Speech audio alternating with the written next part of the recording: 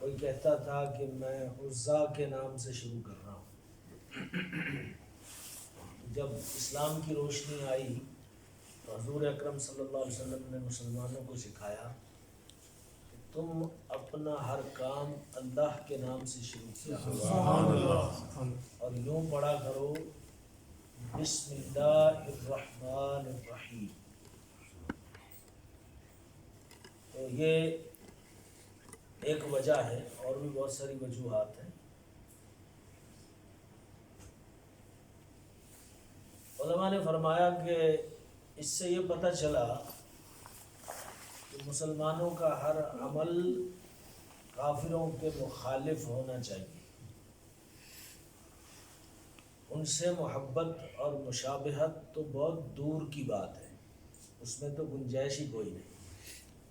کافر سے محبت کی کوئی گنجائش نہیں. اور اللہ تعالیٰ نے قرآن پاک میں جگہ جگہ منع کیا ہے کہ کافروں سے محبت نہ رکھو، اور ایک جگہ فرمایا کہ مسلمان کی شان ہی نہیں ہے کہ وہ اللہ اور اس کے رسول سے دشمنی کرنے والوں سے دوستی رکھے.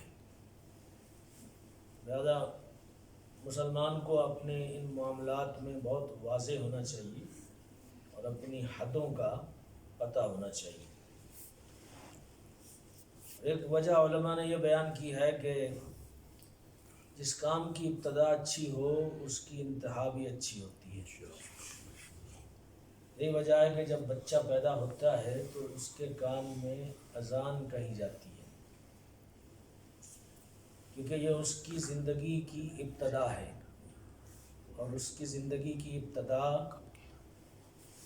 اللہ رب العزت کا نام سن کر ہو.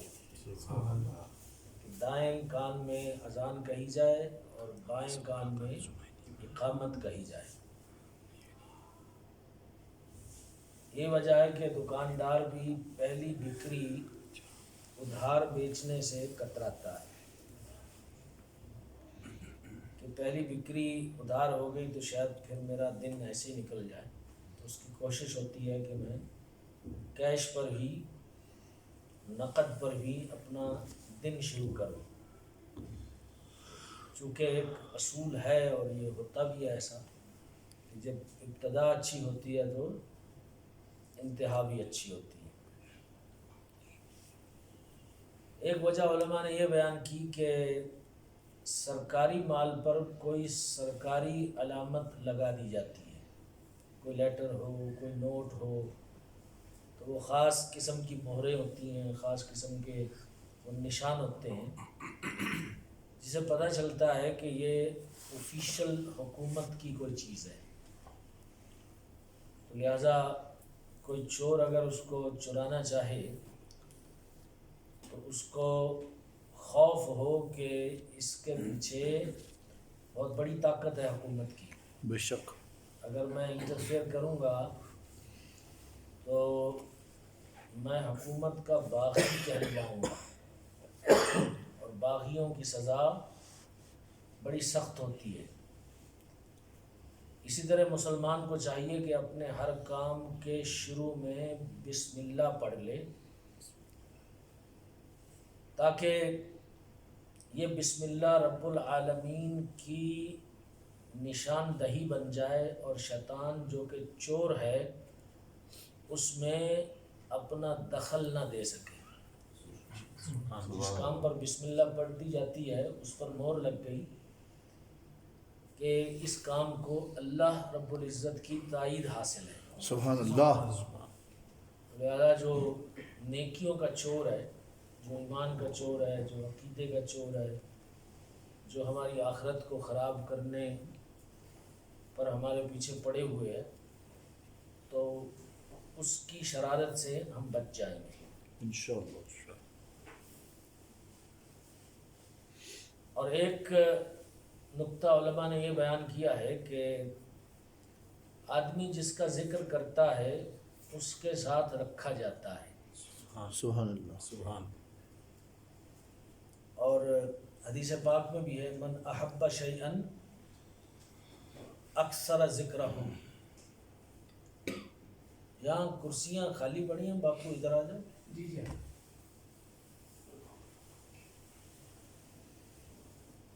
صلو علی الحبیب صلی اللہ تعالی علی محمد صلی اللہ علیہ وسلم. انسان جس چیز سے محبت کرتا ہے وہ اکثر اس کا ذکر کرتا ہے. بے شک.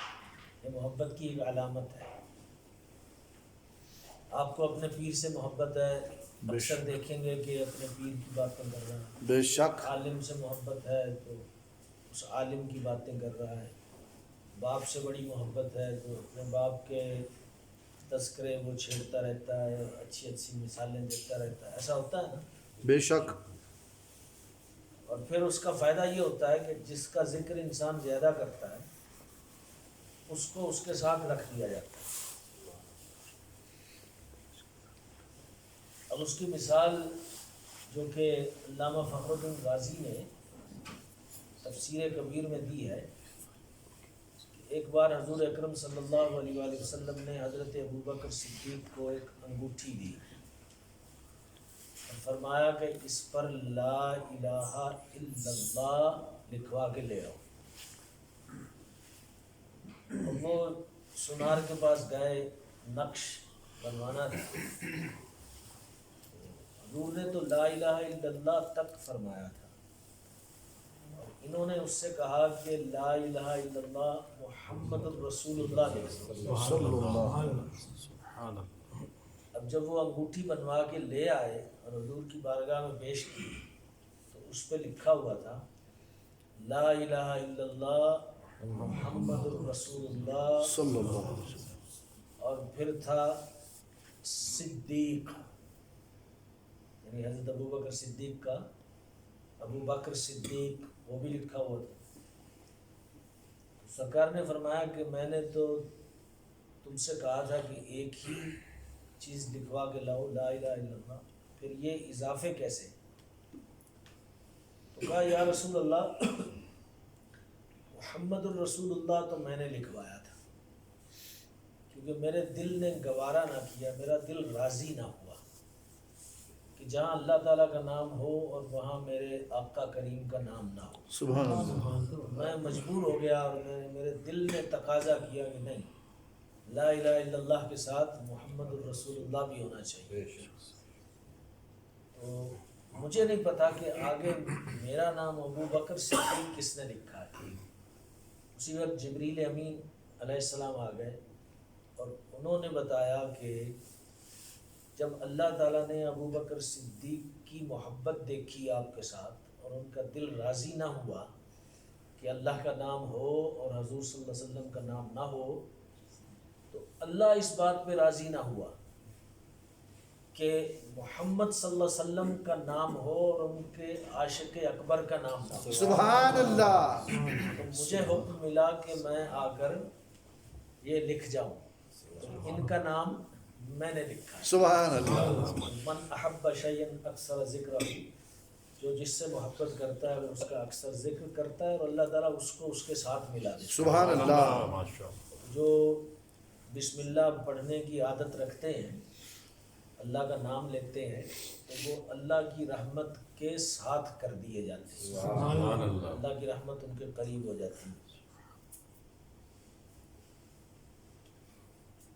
اور پھر علماء اکرام نے فرمایا کہ جب کوئی فقیر کسی امیر کے دروازے پر جاتا ہے تو بھیک مانگنے کی غرض سے اس کی تعریفیں کرتا ہے. یہ گھر والا بڑا سخی ہے, یہ بڑا دیالو ہے, یہ بڑا داتا ہے, اس کے کیا کہنے. تو اب نیت کیا ہوتی ہے کہ یہ کچھ دے دے مجھے. ضرورت مند ہوتا ہے تو سیدھا سیدھا آگے نہیں کہتا کہ بھائی مجھے دے دو, تو اس کو اپنی سفید پوشی کا بھی وہ فکر ہوتی ہے کہ لوگ یہ نہ کہیں کہ بھکاری ہے. لیکن سخی کو, داتا کو پتہ ہوتا ہے کہ میرے در پر آ کر میری تعریفیں کیوں کر رہا ہے, اس کو کچھ چاہیے تو وہ اس کو دے دیتا ہے. تو ہم بھی اللہ تعالیٰ کی بارگاہ میں آ کے کہتے ہیں اللہ رحمان रहीम। अल्लाह जो है वो रहमान है, सबसे ज़्यादा रहमत फरमाने वाला है, वो करम फरमाने वाला है, वो मेहरबानी फरमाने वाला है। और अंदर से गर्ज क्या होती है कि या अल्लाह हम तेरे भिखारी हैं, बेशक तेरे दर पर हम आ गए हैं, अब तू ही जानता है हमारी ज़रूरतों को, हमारी नीयतों को, हमारी ज़रूरतों के हिसाब से, बल्कि उससे भी बेहतर तू हमको अता फरमा। आमीन। जो लोग बिस्मिल्लाह पढ़ते हैं उनको ये सब फजीलतें हासिल होती हैं। फिर उलमा ने इसकी हिकमतें बयान की कि इंसान जब आलम अरवाह में पैदा हुआ तो सबसे पहले जो ये लफ्ज़ बोला, यानी जब रूहें बनी तो उसने बला कहा। यानी अल्लाह ताला ने एक सवाल किया ना, अलस्तु बिरब्बिकुम, क्या मैं तुम्हारा रब नहीं हूँ? तो सब ने कहा बला। बला का माना होता है क्यों नहीं, यानी तू है हमारा रब। इसमें भी इमाम गज़ाली रज़ी अल्लाह ताला अन्हु ने फरमाया कि जब अल्लाह ताला ने यह सवाल किया आलम अरवाह में, सो सबसे पहली रूह जिसने बला कहा वो हमारे आक़ाए दो आलम सल्लल्लाहु अलैहि वसल्लम। सुभान अल्लाह। फिर क्योंकि पहल हर अच्छे काम में हुजूर से होती है, सुभान अल्लाह। हुजूर अव्वल हैं और हर अच्छाई की अव्वल भी हुजूर है। सुभान अल्लाह। हर अच्छाई की इब्तदा भी आक़ाए दो आलम सल्लल्लाहु अलैहि वसल्लम से होती है। यही वजह है कि उलमा ने फरमाया कि जब मूसा अलैहिस्सलाम ने ये अर्ज़ की कि रब्बे अरिनी, ऐ अल्लाह मुझे अपना आप दिखा दे, यानी मैं देखना चाहता हूँ, तो अल्लाह ताला ने मूसा अलैहिस्सलाम को जवाब दिया कि तुम नहीं देख सकते हो। अल्लाह ताला ने अपना आप नहीं दिखाया मूसा अलैहिस्सलाम को, जीते जागते ज़ाहिरी आँखों के साथ नहीं दिखाया। इस पर उलमा इकराम ने कलाम किया कि ऐसा क्यों हुआ, हालांकि अल्लाह ताला को देखना मुमकिन है। इंशाअल्लाह हम सब जन्नत में अल्लाह ताला का दीदार करेंगे इंशाअल्लाह अज़्ज़ा व जल। और इसकी उम्मीद रखनी चाहिए और उसने ज़न रखना चाहिए अल्लाह ताला से कि वो हमको ये मौका अता फरमाएगा। फिर उसकी उलमा ने वजह ये बयान की कि असल में हर फजीलत की इब्तदा हुजूर से होती है। सुभान अल्लाह। तो चूँकि अभी तक हुजूर सल्लल्लाहु अलैहि वसल्लम ने सर की आंखों से अल्लाह ताला को नहीं देखा था, क्योंकि हुजूर सल्लल्लाहु अलैहि वसल्लम तो मूसा अलैहिस्सलाम के बहुत बाद में आए ना। बेशक आपने तो सर की आंखों से मेराज की रात में देखा है, बेशक। लेकिन मूसा अलैहिस्सलाम ने वो चीज़ पहले मांग ली, इसलिए मना कर दिया गया। अगर फ़र्ज़ कर लो ऐसी सिचुएशन होती कि वो हजूर सल्लल्लाहु अलैहि वसल्लम पहले दीदार कर लेते और बाद में वो कहते तो फिर उनको दीदार मिल जाता। तो इब्तदा हर अच्छे काम की, हर फजीलत की हजूर अकरम सल्लल्लाहु अलैहि वसल्लम से होती है।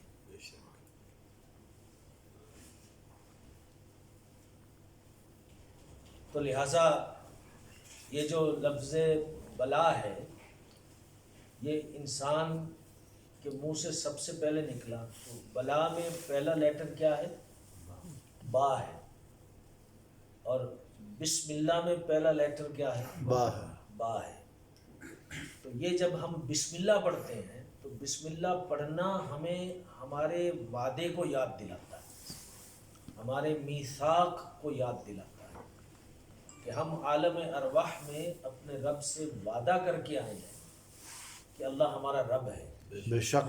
जब वो हमारा रब है तो फिर हम उसकी इताअत करें, फिर हम उसका हुक्म मानें। बेशक। जो रब है, जो पालता है, जो रिस्क देता है, जो मालिक है हमारा, जो हिसाब किताब लेगा, तो उसकी इताअत नहीं करनी तो फिर किसकी करनी है?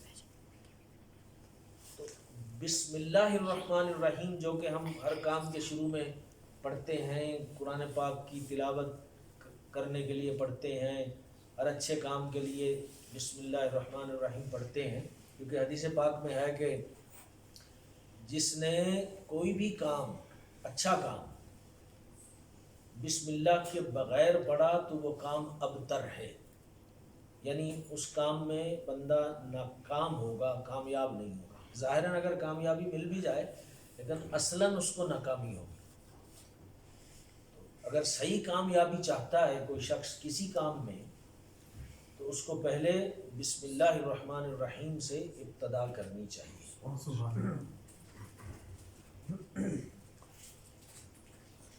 اور اس میں اس طرف بھی اشارہ ہے کہ جس طرح اللہ تعالیٰ کی ذات سے برکت حاصل کی جاتی ہے، اسی طرح اللہ تعالیٰ کے نام سے بھی برکت حاصل کی، سبحان اللہ۔ کیونکہ اللہ تعالیٰ کا نام اللہ نہیں ہے، یعنی اللہ، لفظ اللہ یہ کیا ہے؟ الف لام لام اور ہے۔ تو الف لام لام ہے تو اللہ نہیں ہے نا، یہ تو اس ذات کا نام ہے جو واجب الوجود ہے، جس کی نہ کوئی ابتدا ہے نہ کوئی انتہا ہے، جو حی قیوم ہے۔ تو یہ تو اس کا نام ہے، یہ الفاظ ہیں۔ تو یہاں تو ہم نے اللہ تعالیٰ کی ذات سے مدد نہیں مانگی ہے، بلکہ اللہ تعالیٰ کے نام سے مدد مانگی ہے۔ اس پر علماء اکرام نے فرمایا کہ اللہ تعالیٰ کا نام اللہ نہیں ہے، اللہ تعالیٰ کی ذات اور ہے، نام اور ہے، تو وہ اللہ کا غیر ہے، نام جو ہے نا وہ اللہ کا غیر ہے۔ تو لہٰذا اگر کوئی شخص کسی اللہ کے غیر سے مدد مانگتا ہے اور اس کا عقیدہ یہ ہے کہ یہ مدد بھی اللہ ہی کی مدد ہے، تو وہ مانگنا درست ہے۔ آپ جیسے ایک دوسرے سے مدد مانگتے ہو، کوئی مشکل آ جاتی ہے، کوئی فون کرتے ہو، جناب ذرا میں اس میں پھنسا ہوا ہوں میری مدد کر دو۔ اسی طرح اولیاء اللہ سے انسان کہتا ہے یا غوث المدد، یا اللہ کے نبی سے کہتا ہے اغثنی یا رسول اللہ۔ لیکن نیت اور ارادہ اور اس کا اعتقاد یہ ہوتا ہے کہ اگر اللہ نہ چاہے گا تو دنیا میں کوئی بھی مدد نہیں کر سکتا۔ لیکن سوال یہ ہوتا ہے کہ بھائی کچھ لوگ اپوائنٹ کیے گئے ہیں خاص کاموں کے لیے، ان سے تو اس طرح کی مدد لینی چاہیے۔ بھائی حکومت نے تھانے دار کو اپوائنٹ کیا ہے کہ لوگوں کی سنیں اور ان کی مدد کریں۔ اب اگر کسی نے تھانے دار سے کہا آؤ میری مدد کرو، تو کیا یہ مشرک ہو گیا کہ اس نے اللہ کے غیر سے مدد مانگ لی؟ نہیں، بلکہ اس کا یہ عقیدہ ہے کہ یہ اس کام پر اللہ ہی نے اس کو اپوائنٹ کیا ہے اور اس کو ذمہ داری دی ہے کہ تو یہ کام کر، تو میں جب اس سے مدد مانگوں گا تو یہ اللہ ہی کی مدد ہوگی۔ بے شک۔ اسی طرح ہر مسلمان کا اعتقاد ہوتا ہے کہ جب میں اللہ کے نبیوں کو، اللہ کے ولیوں کو اللہ نے طاقتیں دی ہیں، وہ مشکلات حل کرتے ہیں، وہ لوگوں کے مسائل حل کرتے ہیں، تو اگر کوئی ان سے کہتا ہے کہ میری مدد کرو تو اس کے عقیدے میں یہ بات موجود ہے کہ یہ مدد میرے رب کی ہے۔ بے شک۔ تو لہٰذا اس طرح کے وسوسوں میں لوگوں کو نہیں پڑنا چاہیے۔ لفظ اللہ کی بڑی خصوصیات ہیں، جیسے اللہ تعالیٰ کسی کا محتاج نہیں، اسی طرح اللہ تعالیٰ کے نام کے جو الفاظ ہیں وہ اپنا معنی دینے میں کسی کا محتاج نہیں۔ مثلاً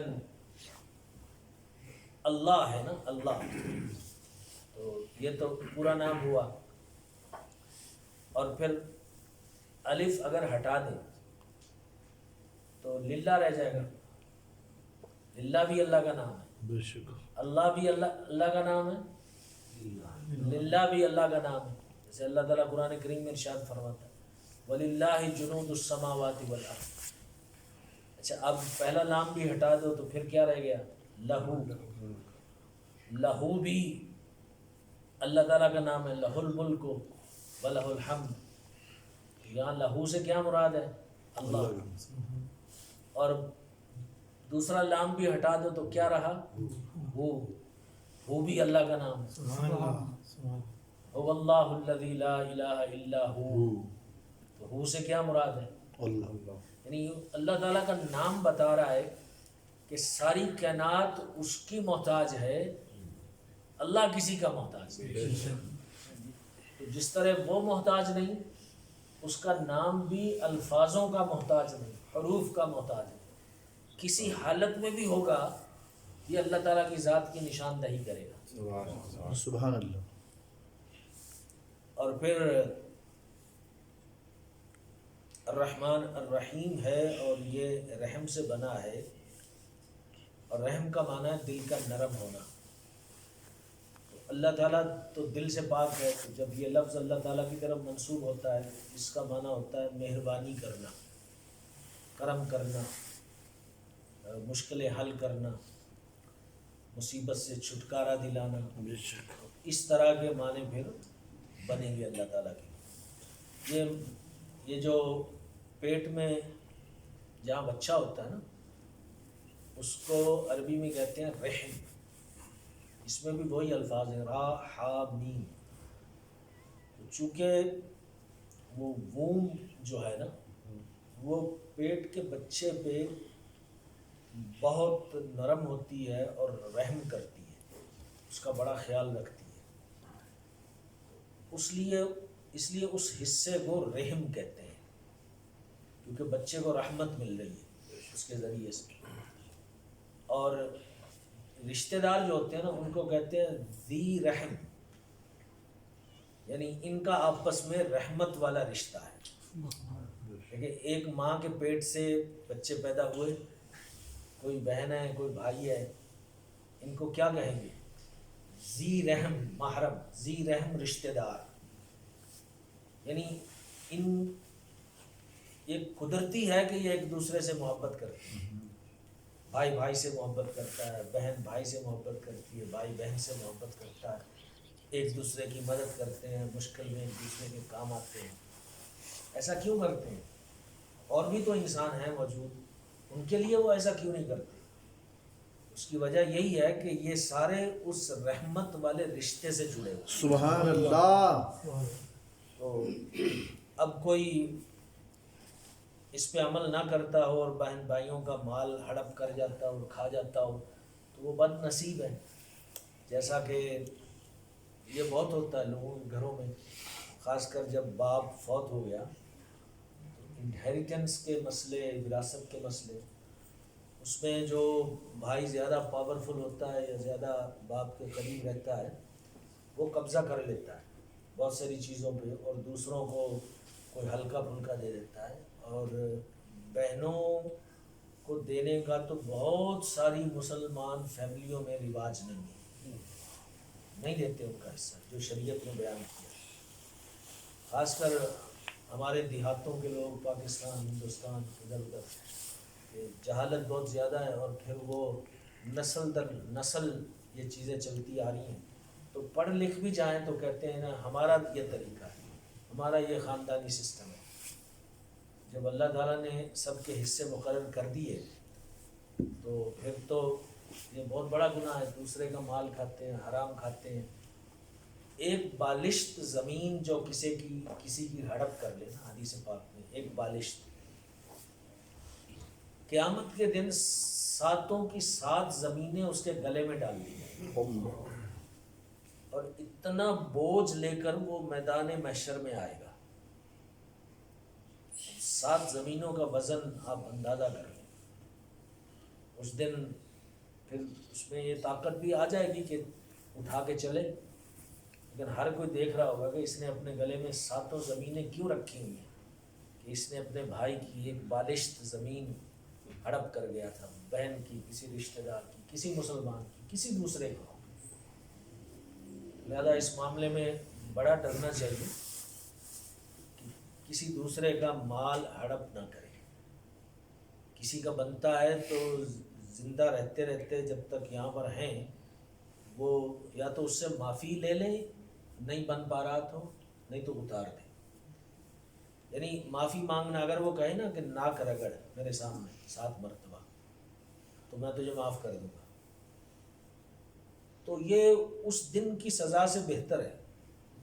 یہ آسان ہے کہ یہاں ناک رگڑ کے آپ کا چھٹکارا ہو جائے، کیونکہ وہاں تو پھر وہ چھوڑے گا ہی نہیں نا. وہ خود مشکل میں ہوگا، مصیبت میں ہوگا، وہ آپ کی ساری نیکیاں لے لے گا، اور آپ دوسروں کے گناہ اپنے کندھے پہ ڈال کے جہنم میں چلے جائیں گے۔ اللہ اکبر۔ تو لہذا کاروباری کمیونٹی کو اس کا بڑا خیال رکھنا چاہیے، کیونکہ کاروبار میں اس طرح کے موقع بہت آتے ہیں کہ لوگ ایک دوسرے کا پیسہ دبا کے بیٹھ جاتے ہیں، اور پھر موت کسی کو مہلت دیتی ہے قرض اتارنے کا اور کسی کو نہیں دیتی۔ تو لہذا اس معاملے میں بڑا حساس رہنا چاہیے۔ اچھا، بسم اللہ کی برکتیں یہ ہیں کہ تفسیر کبیر میں امام رازی نے لکھا ہے کہ فرعون کتنا برا شخص تھا، لیکن اس پر عذاب نہیں آیا۔ اس کے گھر کے اندر وہ گھر میں رہتا تھا، وہاں اس کی عدالتیں لگتی تھیں، اس کے سارے معاملات تھے۔ اس کے گھر کے دروازے پہ لکھا ہوا تھا بسم اللہ الرحمن الرحیم۔ تو اللہ تعالیٰ نے اس کے گھر پہ عذاب نہیں نازل کیا، لیکن جب وہ گھر سے نکلا اور موسیٰ علیہ السلام کا پیچھا کیا تو تب وہ اس حصار سے نکل گیا۔ اللہ تعالیٰ کے نام سے جو اس کو حصار، جو اس کو پروٹیکشن ملی ہوئی تھی، وہ اس سے نکل گیا۔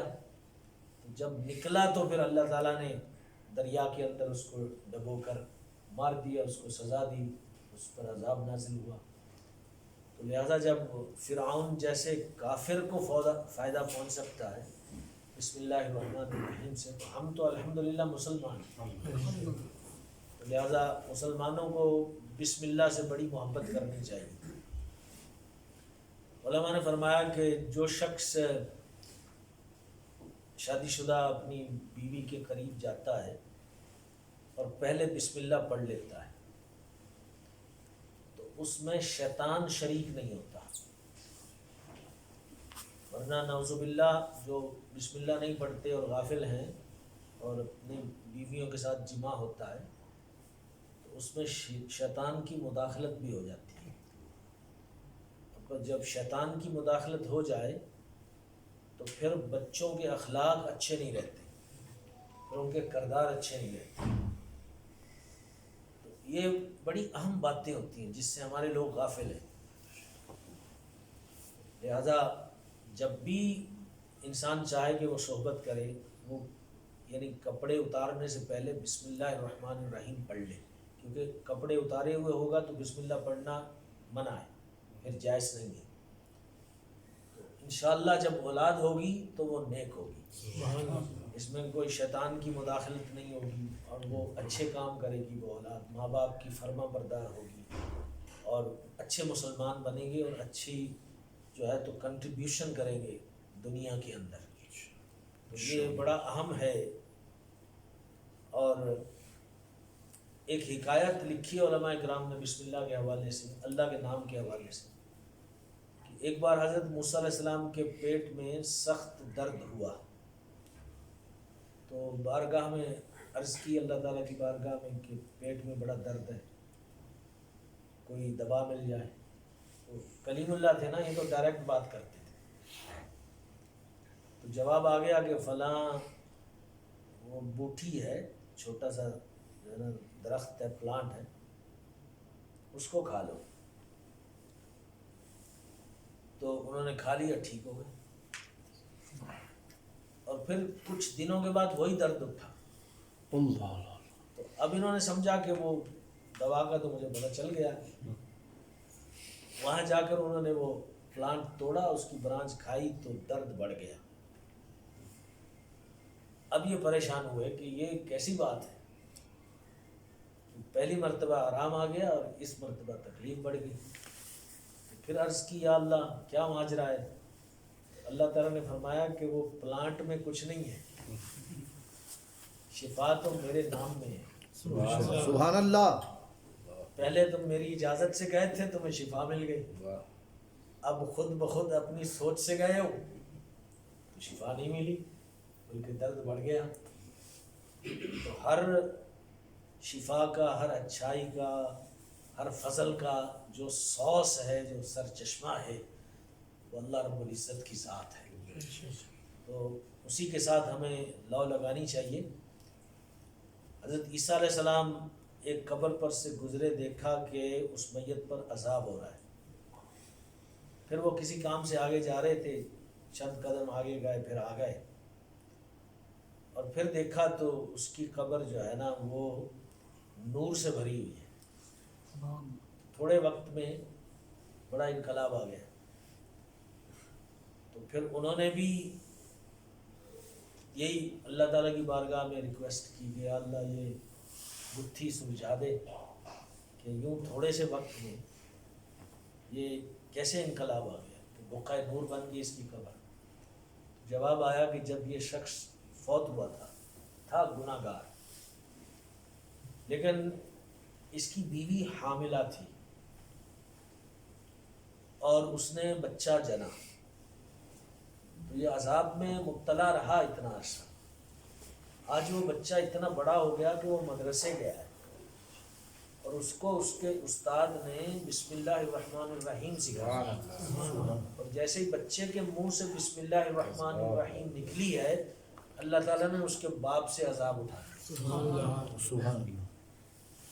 اس لیے کہتے ہیں کہ اولادوں کو دین سکھاؤ، ان کو قرآن سکھاؤ، ان کو صحیح تجوید سے قرآن پڑھنا سکھاؤ، ان کے جو اسلامک ایجوکیشن ہے اس پر توجہ دو، ان کا ہوم ورک چیک کرو، ان کی بکس دیکھو۔ ہمارے یہاں یہ سب ہوتا ہے، اسکول کے معاملے میں بڑے الرٹ رہتے ہیں ہم لوگ، مدرسے کے معاملے میں موڈ آیا تو بھیج دیا بچہ، موڈ نہ آیا تو نہ بھیجا۔ کوئی ہوم ورک ملتا ہے بچوں کو کہ نہیں ملتا ہے، اس کو بھی چیک نہیں کرتے۔ ہمارے تو تجربات ہیں نا اس میں بہت زیادہ، یہ ایک ایکسٹرا سی چیز ہے، ٹھیک ہے کر لی تو کر لی، نہ کی تو نہ کی، یہ ایکسٹرا چیز نہیں ہے بھائی۔ جب جس دن آپ مصیبت میں ہوں گے تو یہ آپ کے صحیح قرآن پڑھنے والے بچے قبر کے اندر آپ کے لیے فائدہ مند ہو جائیں گے۔ سبحان اللہ۔ جب کوئی بھی اندھیری قبر میں سارے چھوڑ کے آ جائیں گے، سارے دوست احباب سب چھوڑ دیں گے، اکیلے ہیں، تو اولاد آپ کی ایکسٹینشن ہے، یہ آپ کا خون ہے، یہ آپ کا حصہ ہے جو ابھی تک باقی ہے باہر دنیا میں۔ تو یہ جو اچھائیاں کریں گے ان کا آپ کو ثواب ملے گا۔ سبحان اللہ۔ جب آخری بات بیان کر کے میں اس کو ختم کرتا ہوں کہ حضرت خالد بن ولید رضی اللہ تعالی عنہ کو کسی نے کہا کہ اگر اسلام سچا ہے تو آپ زہر کا پیالہ پی لیں اور ہم مسلمان ہو جائیں گے۔ یہ صحابی رسول ہے، انہوں نے کہا زہر لے آؤ۔ وہ زہر لے آئے، اپنی پسند کا زہر لے آئے جو اسٹرانگ والا تھا۔ آپ نے بسم اللہ الرحمن الرحیم پڑھا تو پی لیا، کچھ اثر نہیں ہوا، اور وہ لوگ مسلمان ہو گئے۔ تو بسم اللہ میں وہ برکت ہے، لیکن ہماری زبانیں وہ نہیں ہیں۔ یہ سوال ہوتا ہے نا کہ انہوں نے تو پڑھا تو زہر کا پیالہ پی لیا تو کچھ نہیں ہوا، ہمیں تو تھوڑی سی ٹھنڈ لگ جائے تو ہم فوراً بیمار ہو جاتے ہیں۔ اس پر علماء نے بڑی اچھی مثال دی ہے کہ حضرت بابا فرید الدین شکرکنج رحمۃ اللہ علیہ کے پاس ایک شخص آیا اور اس نے کہا کہ بیٹی کی شادی کرنی ہے اور بڑے مسائل ہیں تو مدد کریں۔ تو آپ نے مٹی اٹھائی اور سورہ فاتحہ پڑھ کے اس پہ پھونک دیا، اور وہ جو آپ نے ہینڈ فل جو مٹی تھی نا وہ سونا بن گئی۔ اس کو دیا کہ سونا کافی ہے، تم اپنی بیٹی کی شادی کرو۔ اب اس نے سارا دیکھ لیا کہ بابا جی نے کیا کیا۔ تو ایک دن اس کو ضرورت پڑی تو اس نے مٹی اٹھائی اور اس نے بسم اللہ پڑھی تو پھونکے مار مار کے گرد و غبار اس کے چہرے پہ تو جم گیا، لیکن وہ مٹی مٹی رہی۔ پھر یہ حضرت بابا فرید شکرکنج کی بارگاہ میں گیا کہ حضرت وہ آپ نے میرے سامنے یہ سب کیا تھا، لیکن میں نے کوشش کی تو مجھ سے تو کچھ نہیں ہوا۔ فرمایا اس کے لیے فرید کی زبان چاہیے۔ سبحان اللہ۔ سبحان اللہ۔ سبحان اللہ۔ بابا فرید الدین نے پڑھا تھا نا، تو فرماتے ہیں کہ ہم تو گناہوں سے لتھڑے ہوئے ہیں، ہماری زبانیں لتھڑی ہوئی ہیں، دن رات گناہ کرتے ہیں، جھوٹ بولتے ہیں، غیبتیں کرتے ہیں، چغلیاں کرتے ہیں، غیبتیں سنتے ہیں۔ بڑا اچھا لگتا ہے جب کوئی جو کسی کے بارے میں دوسرا کوئی برائی کر رہا ہے، تو ہماری یہ حالت ہے تو ہماری زبانوں میں وہ اثر کیسے ہوگا جو حضرت خالد بن ولید رضی اللہ تعالیٰ عنہ کی زبان میں تھا. اور جن کا یقین ہے وہ آج بھی یہ چیزیں نظر آ جاتی ہیں. کچھ عرصہ پہلے میں جب یو کے میں تھا تو ہمارے ایک عالم ہیں بڑے مشہور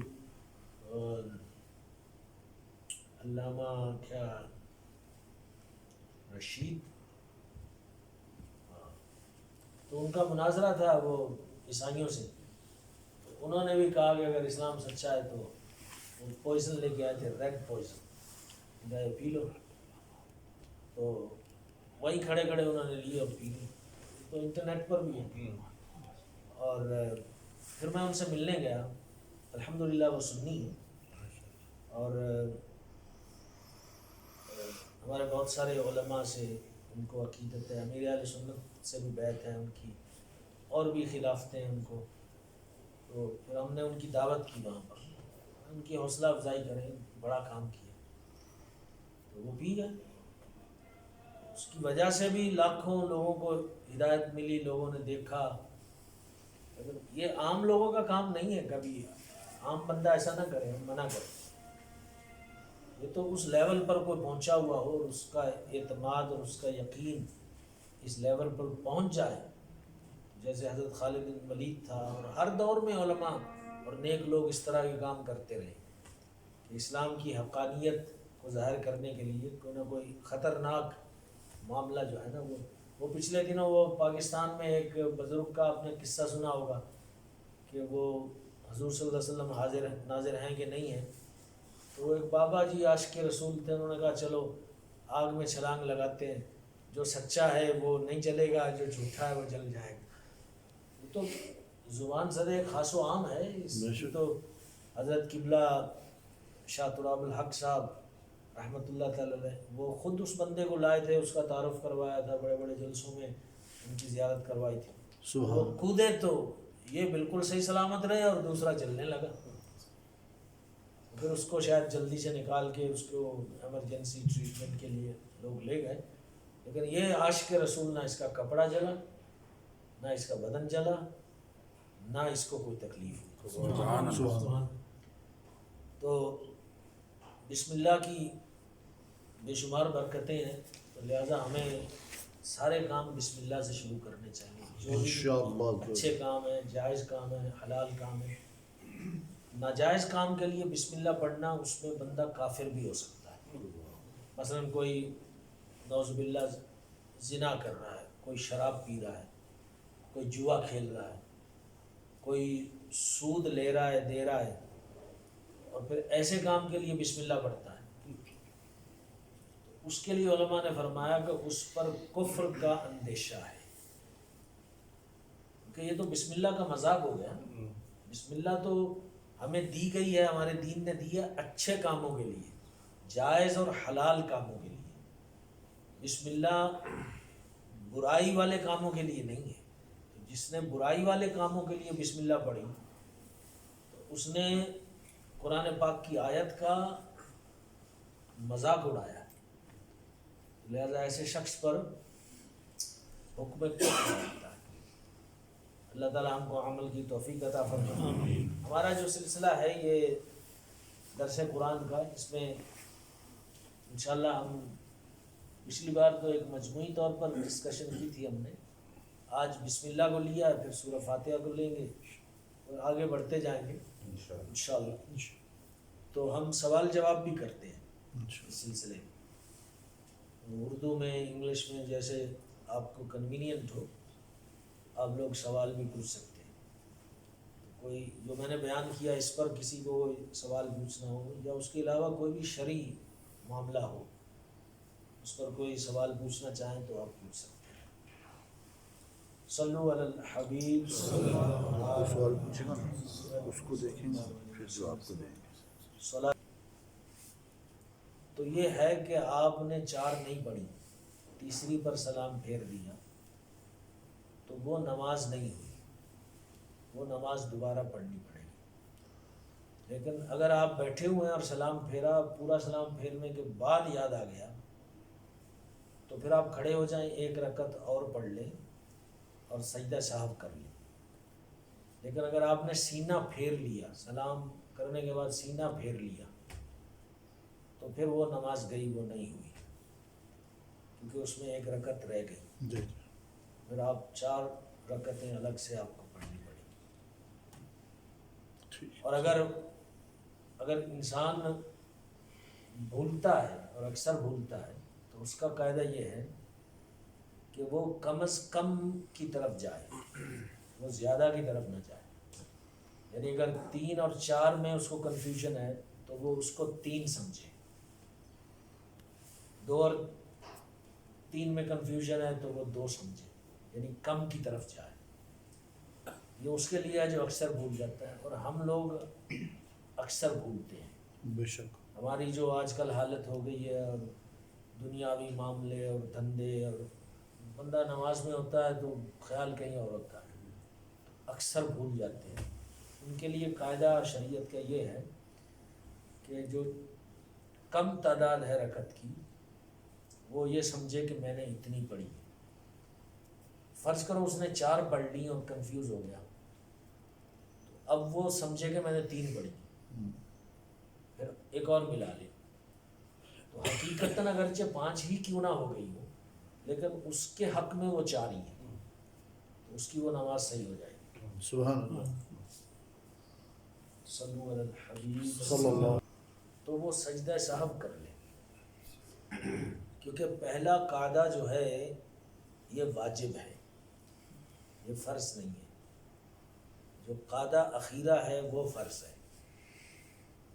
تو جب واجب ترک ہو جائے تو سجدہ سہو سے ریکوری ہو جاتی ہے۔ جیسے نہیں بیٹھا، تیسری میں کھڑا ہو گیا، تیسری پڑھ لی، چوتھی پڑھ لی، اب وہ سجدہ سہو کرے، اس کی نماز مکمل ہو جائے گی۔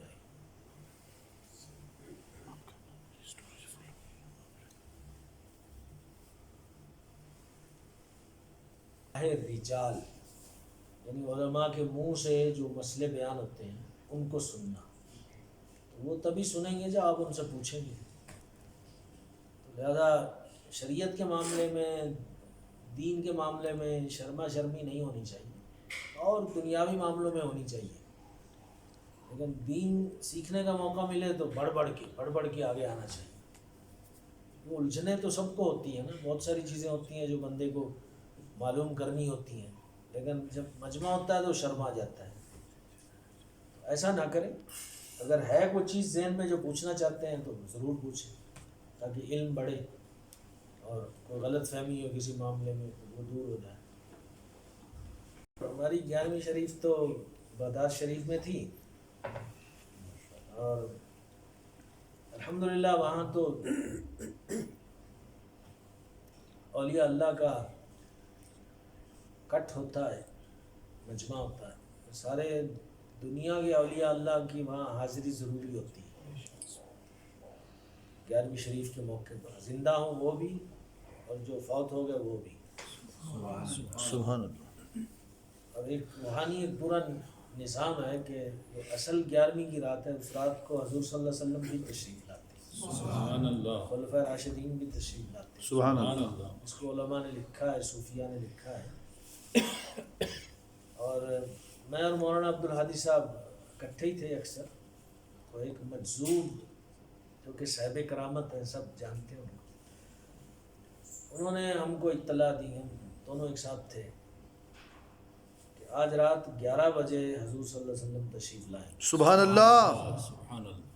تو پھر ہم لوگ بھی پہنچ گئے روزے شریف کو، اپنا درود و سلام پڑھ رہے ہیں، اذکار کر رہے ہیں۔ سبحان اللہ۔ تو واقعی ایک لمحہ ایسا آیا کہ رونگٹے کھڑے ہو گئے، اللہ خود اکبر۔ بخود آنکھوں سے آنسو جاری، اور ایک کیفیت، نہ کسی نے کچھ کہا، نہ کوئی بولا، نہ کوئی، اور تقریباً وہ لہر جو ہے نا سب کے اندر دوڑ گئی۔ تو پھر ہم نے یہی محسوس کیا کہ وہ وقت تھا، وہ حالت تھی جس میں حضور اکرم صلی اللہ علیہ وسلم خلفائے راشدین کے ساتھ تشریف لاتے ہیں، اور وہ جو وہاں پہ لیلۃ یعنی یہ رات منائی گئی 11ویں کی، وہ منڈے کو تھی، جو ان کا کیلنڈر ہے عراق کا، لیکن اس بزرگ نے بتایا کہ اصل 11ویں ٹیوزڈے کو ہے، تو حضور صلی اللہ علیہ وسلم کا تشریف لانا بھی ٹیوزڈے کو ہے، منڈے کو ہے، اگرچہ منڈے کو رش ہے، سارا کچھ ہے، بڑی تعداد ہے، لیکن وہ پھر ٹیوزڈے کی کیفیت ہے۔ پھر اور بھی بہت سارے وہاں تو کرامتوں پہ کرامتیں نظر آتی ہیں۔ وہ موقع ملا ہم کو جالی مبارک زیارت کرنے کا، ہاتھ لگانے کا، تو دل چاہ رہا تھا کہ قبر شریف کو بھی ہاتھ لگے، تو لیکن وہ تو جالیاں وہ لگی ہوئی ہیں چاندی والی جو ہے نا، تو میں کھڑا تھا، مجھے میرے ایک دوست نے نا سائڈ سے مجھے بلایا، ادھر آؤ ادھر آؤ، تو میں وہاں پہنچا، تو اندر سے ایک صاحب پکار رہے تھے میرا نام، سبحان اللہ، مفتی حمیدی صاحب، مفتی حمیدی صاحب، سر وہ بھی میری جان پہچان والے تو ہیں ہی، لیکن کچھ انتظام ایسا خود بخود ہو گیا، میں نہیں جانتا، میں نے کسی سے کہا بھی نہیں تھا، تو وہ پھر مجھے اجازت مل گئی جانے کی، تو جیسے ہی ہم پہنچے تو سجادہ نشین اور سب لوگ تھے، اور وہ جو سلور کی وہ جو ہوتی ہے وہ باہر سے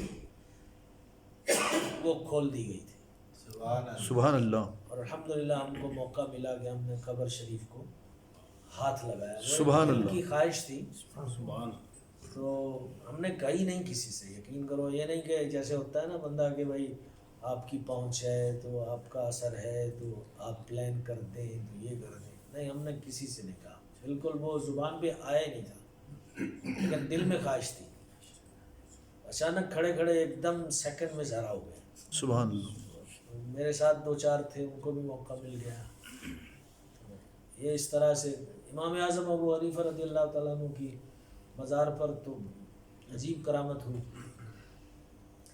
کہ وہاں ہمارے گروپ میں ایک شافعی بھی تھے، وہ بھی مولانا تھے، تو اب گروپ میں تو ظاہر ہے کبھی اس کو چانس دے دیا، کبھی اس کو چانس دے دیا، ہمارا کوئی گروپ تو تھا نہیں، ہم تو گروپ کا حصہ تھے، کبھی ہم کو موقع مل جاتا تھا کچھ کہنے کا، کچھ کرنے کا، کبھی کسی دوسرے کو، تو امام اعظم ابو حنیفہ کی مزار پر شافعی کو کھڑا کر دیا نماز پڑھانے۔